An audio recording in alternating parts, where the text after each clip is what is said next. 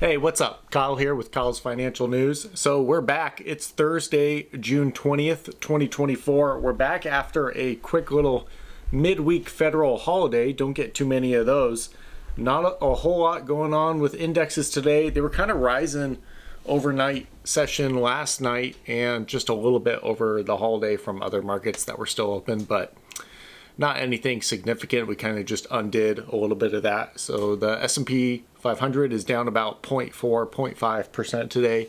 Nothing too crazy. The big ones are pulling back just a smidge. NVidia, Apple, and whatnot. Nothing to be concerned about, though, in my opinion. So just kind of hanging tight. I like to, if there is kind of a breath going on with the market, kind of like an exhale going on, then I like to see it across the board. I like to see it in tech. I like to see it in other sectors, and not just like isolated to one area. So I think it's just kind of a little cool down, and we will be right back at it before too long. NVIDIA, of course, kind of pulling the direction, at least in the meantime.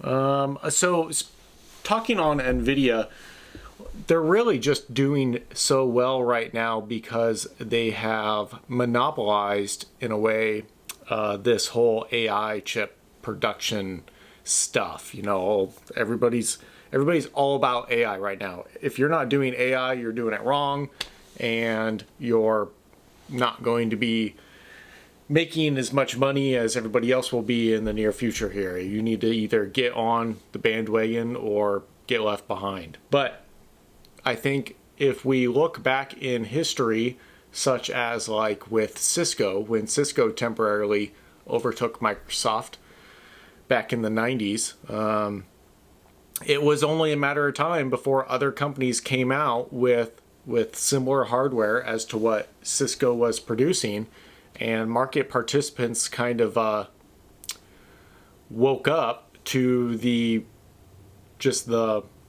competition, I suppose. And customers did too. Customers said, you know what, maybe we don't have to buy the super expensive Cisco equipment. Now there's some competition, and it does what we need it to do. It doesn't have to do all the bells and whistles. And there's a market for that, and there's a market for the not so high demand level stuff too.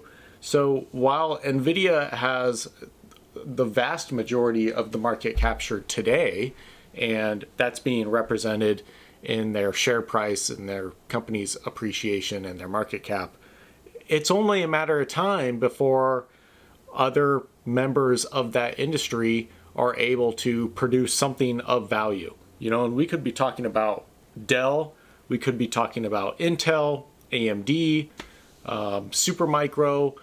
There's a number of different competitors in that space that I think, whether have made it public or not, are seriously considering and putting investment into creating some sort of competition there. Because even if they can just get a fraction of that market share, 5, 10, 15%, whatever, that could be a significant amount of income on their balance sheets and back to their shareholders, allowing them to do stock buybacks and higher dividends. Intel, I remember when about a year and a half ago or so, they announced that they were slashing their dividends. And I think that was kind of their wake-up moment, where they said, as much as we want to continue to pay out decent dividends to our shareholders, we could do a lot more with that money as a company today,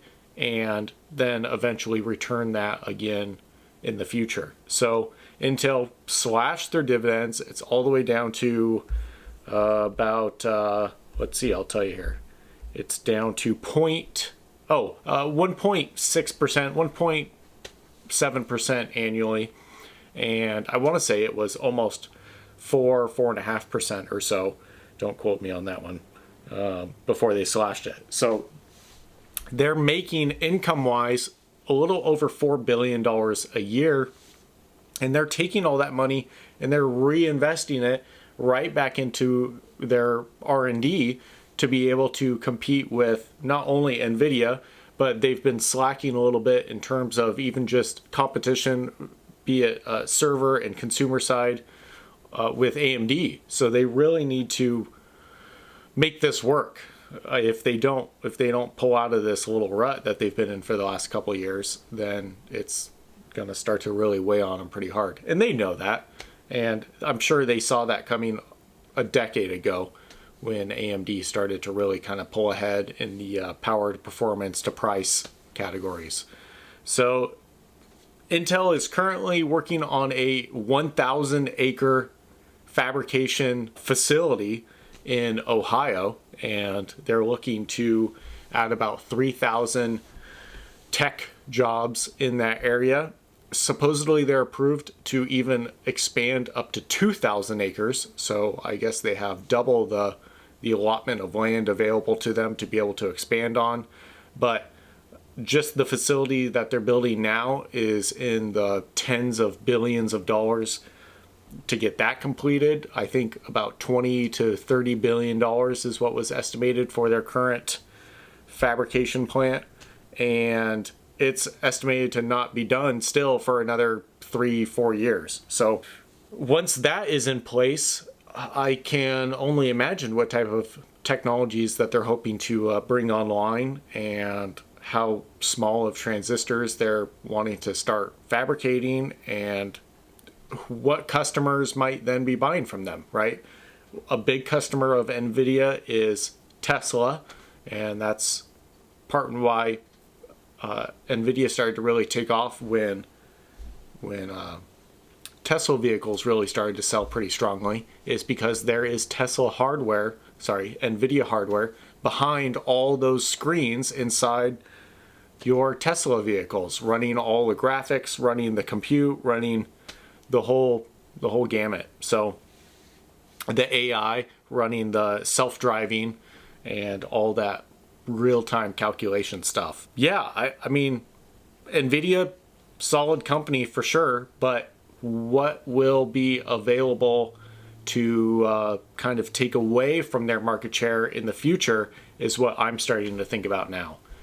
And maybe that will end up being the next NVIDIA in terms of performance in the stock market. Who knows? Not advice, just my own kind of perspective on that.